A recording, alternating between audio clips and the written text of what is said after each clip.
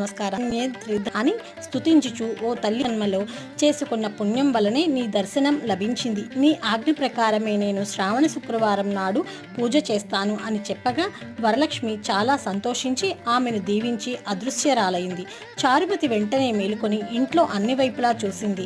వరలక్ష్మీదేవి ఎక్కడా కనపడలేదు. ఓహో, నేను కలగన్నాను కాబోలు, కలలో కూడా నా మీద దేవి ఎంత దయ చూపించింది అని ఆశ్చర్యపడుతూ భర్తను లేపి ఆయనకు అత్తమామలకు చెప్పగా వారు చాలా ఆనందించి ఇలాంటి స్వప్నం రావడం శుభసూచకమని, సాధు స్వభావం కలవారికి గాని అలాంటి అదృష్టం పట్టదని అభినందించి శ్రావణ పూర్ణిమకు ముందు వచ్చే శుక్రవారం నాడు తప్పక వరలక్ష్మికి పూజ చేయవలసిందే అని చెప్పారు.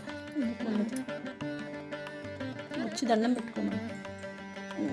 చారుమతికి వచ్చిన స్వప్నం గురించి ఊరిలోనే వారందరికీ తెలిసి స్త్రీలంతా శ్రావణ శుక్రవారం నాడు చారుమతితో కలిసి వరలక్ష్మి పూజ చేయాలనే ఉత్సాహంతో ఆ పండుగ